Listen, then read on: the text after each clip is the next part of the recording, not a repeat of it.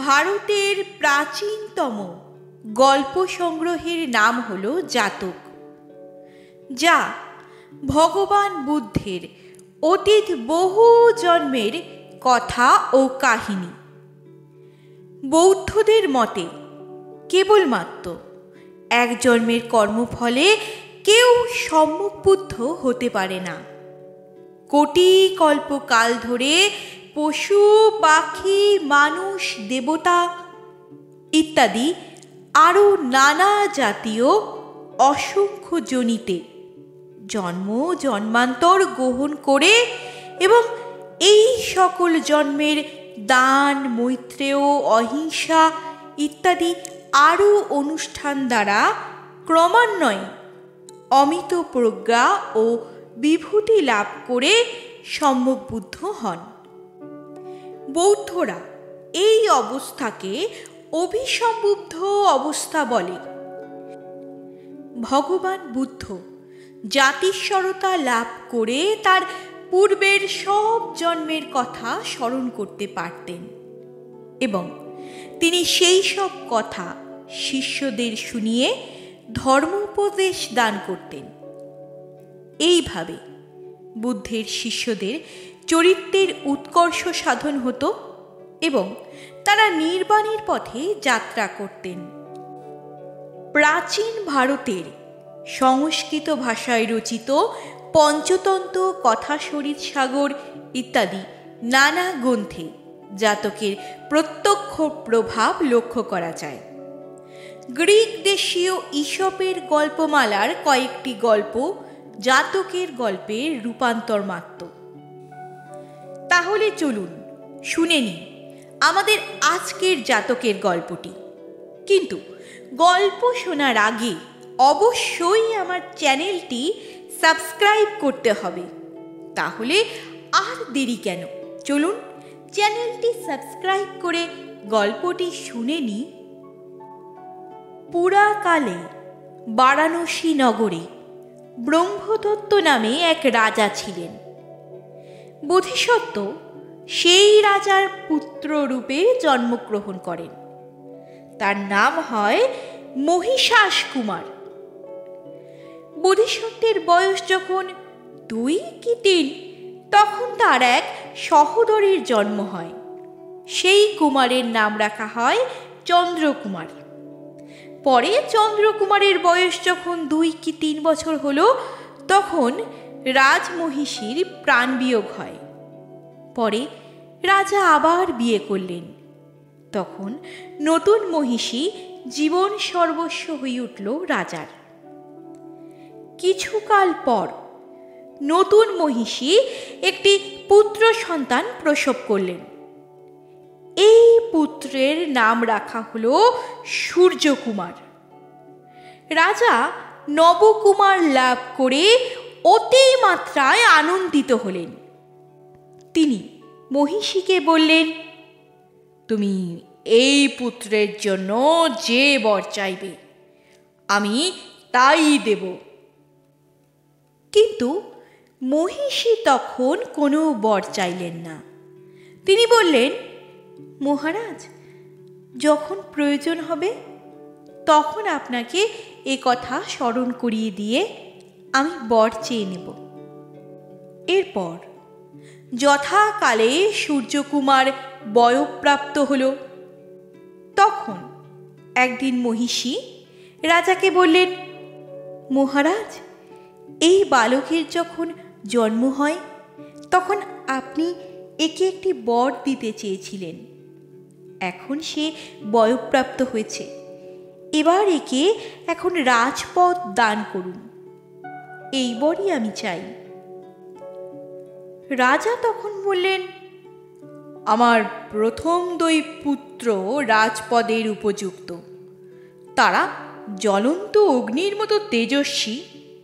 আমি তাদের ত্যাগ করে তোমার পুত্রকে রাজ্য দিতে পারবো না। কিন্তু মহিষী এতে ক্ষান্ত হলেন না। তিনি তার প্রার্থনা পূরণের জন্য দিন রাত রাজাকে নানা রকম অত্যাচার করতে লাগলেন। তখন রাজার আশঙ্কা হলো মহিষী চক্রান্ত করে সতীন পুত্রদের প্রাণনাশ করার চেষ্টা করতে পারেন। তখন এই কথা ভেবে রাজা মহিষাস কুমার ও চন্দ্রকুমারকে ডেকে বললেন, বৎসগণ, সূর্যকুমারের যখন জন্ম হয় তখন আমি তোমাদের মাতাকে একটি বর দিতে চেয়েছিলাম। তখন সে বর তিনি চাননি, বলেছিলেন প্রয়োজন হলে চেয়ে নেবেন। কিন্তু আমার মতে তোমাদের বিমাতা হয়তো তোমাদের প্রাণনাশের চেষ্টা করবেন, তাই বলছি তোমরা বনে গিয়ে আশ্রয় গ্রহণ করো। এরপর রাজা সজল চোখে বিলাপ করতে করতে তার 2 পুত্রের মুখচুম্বন করে তাদেরকে বনে পাঠালেন। 2 রাজকুমার পিতাকে প্রণাম করে বনে যাওয়ার জন্য প্রাসাদ হতে বেরিয়ে গেলেন। সূর্যকুমার তখন সেই প্রাসাদের উঠোনেই ছিল। তিনি তার দাদাদের ভালোবাসতেন। 3 ভাইয়ের মধ্যে খুব সদ্ভাব ছিল। তার দাদাদের বনবাসের কারণ জানতে পেরে দুঃখিত হয়ে সূর্যকুমারও বনবাস করতে সংকল্প করলেন। তখন 3 ভাই একসঙ্গে বনে গেলেন। এরপর রাজকুমারগণ পথ চলতে চলতে বহু পথ অতিক্রম করে ফেললেন এবং তারা হিমালয়ে গিয়ে উপস্থিত হলেন। সেখানে একদিন মহিষাস কুমার সূর্যকুমারকে বললেন, ভাই, ওই সরোবরে গিয়ে তুমি স্নান করে ও জল পান করে আমার জন্য পদ্মপাতা করে কিছু জল আনো। এখানে বলা দরকার, পূর্বে ওই সরোবর ছিল কুবেরের অধিকারী। কুবের উদক নামে এক রাক্ষসকে ওই সরোবর দান করে বলেছিলেন, দেব ধর্মহীন যে কোনো ব্যক্তি এই সরোবরের জলে নামলেই তুমি তাকে ভক্ষণ করবে। যারা জলে নামবে না তাদের উপর তোমার কোনো অধিকার থাকবে না।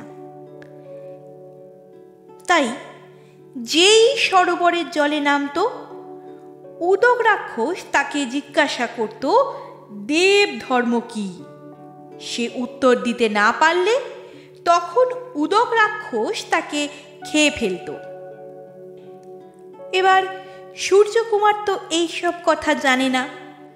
সে তাই নিঃসংকোচ মনে জলে নামতেই উদক রাক্ষস তাকে ধরে জিজ্ঞাসা করল, দেব ধর্ম বলতে তুমি কি জানো? সূর্যকুমার বললেন, জানি বই কি, লোকে সূর্য ও চন্দ্রকেই তো দেবতা বলে। তখন উদক রাক্ষস বলল, মিথ্যা কথা, তুমি দেব ধর্ম জানো না। এই বলে সে সূর্যকুমারকে গভীর জলে টেনে নিয়ে গিয়ে তার ঘরের মধ্যে আবদ্ধ করে রাখলেন, যাতে পরে সময় করে তাকে খেতে পারে। এদিকে সূর্যকুমারীর ফিরে আসতে বিলম্ব দেখে বোধিসত্ত্ব অর্থাৎ মহিষাস কুমার চন্দ্রকুমারকে তার খোঁজে পাঠালেন। চন্দ্রকুমার সেই সরোবরের জলে নামলে সেই উদক রাক্ষস তাকে ধরে সেই একই প্রশ্ন জিজ্ঞাসা করল। চন্দ্রকুমার বললেন, দিক চতুষ্টয় অর্থাৎ 4টি দিক দেব ধর্ম বিশিষ্ট। তখন রাক্ষস বললেন, মিথ্যা কথা, তুমি দেব ধর্ম জানো না। এই বলে সে চন্দ্রকুমারকে গভীর জলে টেনে নিয়ে গিয়ে তার ঘরে আবদ্ধ করে রেখে দিলেন। চন্দ্রকুমার সূর্যকুমার কেউ ফিরে এলো না দেখে বোধিসত্ত্ব ভাবলেন, 2 ভাইয়ের নিশ্চয়ই কোনো বিপদ হয়েছে। তিনি তখন তাদের সন্ধানে সেই সরোবরে চলে গেলেন। তারপর পদচিহ্ন দেখে বুঝতে পারলেন তারা জলে নেমেছে, কিন্তু উঠে আসেনি। তখন বোধিসত্ত্ব অর্থাৎ মহিষাস কুমার বুঝতে পারলেন এই সরোবরে নিশ্চয়ই কোনো জলরাক্ষস আছে। তাই তিনি মুক্ত তরবারি ও ধনুর্বাণ হাতে নিয়ে রাক্ষসের অপেক্ষায় তীরে দাঁড়িয়ে রইলেন।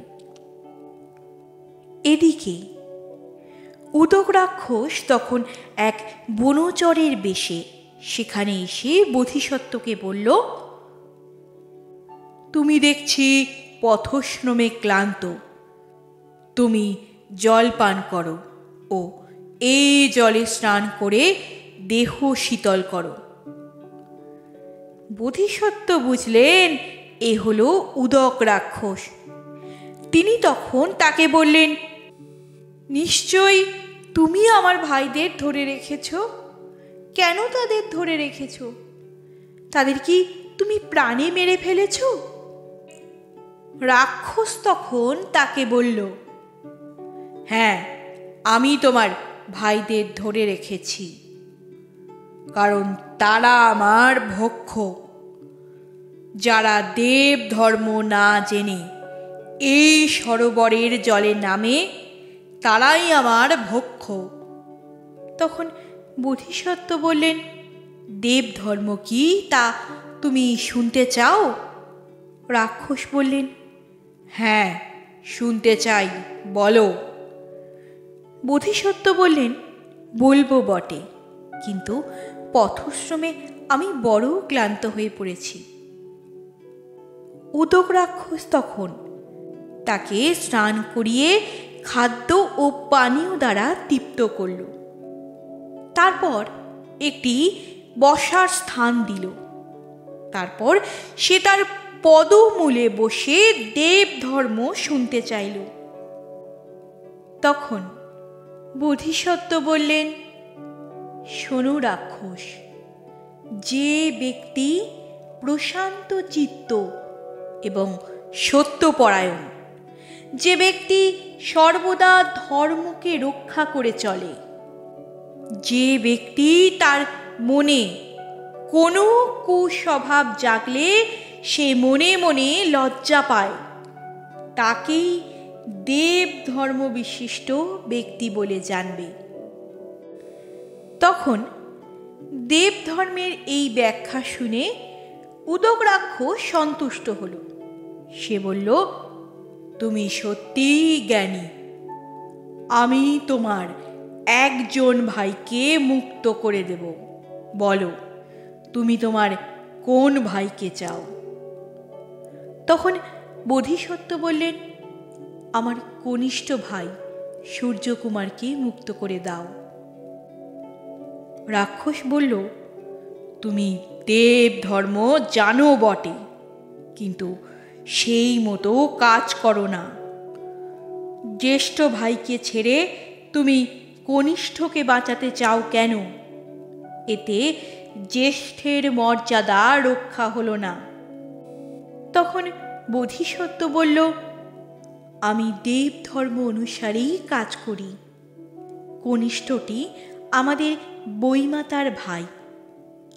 আমরা এর জন্যই বনবাসী হতে বাধ্য হয়েছি।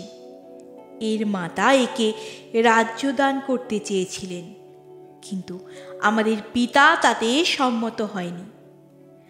তখন তিনি আমাদের প্রাণনাশের আশঙ্কায় আমাদের বনে পাঠিয়ে দেন।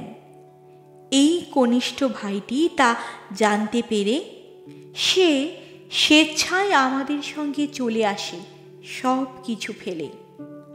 সে রাজ্য চায় না, গৃহে ফিরে যেতেও চায় না। সে আমাদের ভালোবাসে এবং আমাদের ভালোবাসাই চায়। তাছাড়া আমরা ফিরে গিয়ে যদি বলি একে রাক্ষসে খেয়েছে, তা শুনে লোকে কি বিশ্বাস করবে? এই সব কারণেই আমি কনিষ্ঠ ভাইকে মুক্ত করতে চাই। তখন রাক্ষস বলল, সত্যি তুমি দেব ধর্ম জানো আর সেই মতো কাজ করো। আমি খুব খুশি হয়েছি। আমি তোমার 2 ভাইকেই মুক্ত করে দিচ্ছি। বোধিসত্ত্ব তখন ভাইদের নিয়ে সেই বনেই বাস করতে লাগলেন এবং তিনি রাক্ষসকে বললেন, শোনো রাক্ষস, তুমি তোমার কর্মদোষেই বারবার রাক্ষসকুলে জন্মগ্রহণ করছো। তুমি জীব হিংসা করে নরমাংস ভক্ষণ করে এ জন্মেও পাপ কাজ করেছ। পরজন্মেও তুমি এই রকম রাক্ষস হবে। এখন থেকেই তুমি রাক্ষস বৃত্তি ত্যাগ করে সৎ ও অহিংস জীবন যাপন করো। রাক্ষস তাই করল এবং তাদের কাছেই শুদ্ধভাবে বাস করতে লাগল। এরপর বহু সময় অতিবাহিত হয়ে গেল। একদা বোধিসত্ত্ব নক্ষত্র গণনা করে দেখলেন যে তার পিতা দেহত্যাগ করেছেন। তাই তখন তিনি ভাইদের নিয়ে রাজবাড়িতে ফিরে গিয়ে রাজ্যভার গ্রহণ করলেন। চন্দ্রকুমারকে উপরাজ অর্থাৎ সহকারী রাজা করলেন এবং সূর্যকুমারকে প্রধান সেনাপতি নিযুক্ত করলেন। এইভাবে তারা 3 ভাই মিলেমিশে রাজ্য শাসন করতে লাগলেন। আপনারা শুনছিলেন স্টার অডিবেল। স্টার অডিবেলের আজকের নিবেদিত গল্প ছিল ভগবান বুদ্ধের জাতকের কাহিনী থেকে দেব ধর্ম জাতক গল্পটি। প্রাচীন ভারতের সম্পদ হারিয়ে যেতে বসা এইসব জাতকের গল্পগুলি আবার নতুন রূপে নতুনভাবে ফিরে এসেছে আপনাদের সামনে। তাই আর দেরি না করে তাড়াতাড়ি আমার চ্যানেলটি সাবস্ক্রাইব করে গল্পটি আপনার বন্ধু বান্ধব আত্মীয় পরিজন সকলের সাথে শেয়ার করে নিন। মনে রাখবেন, প্রতিটি জাতকের গল্পই আমাদের কিছু না কিছু নীতি শিক্ষা দেয়। গৌরবময় প্রাচীন ভারতের সেই শিক্ষাকে কাজে লাগিয়ে আমরা আমাদের জীবনে যাতে আরও সাফল্যের দিকে এগিয়ে যেতে পারি, সর্বশক্তিমান ঈশ্বরের কাছে এই প্রার্থনাই করি।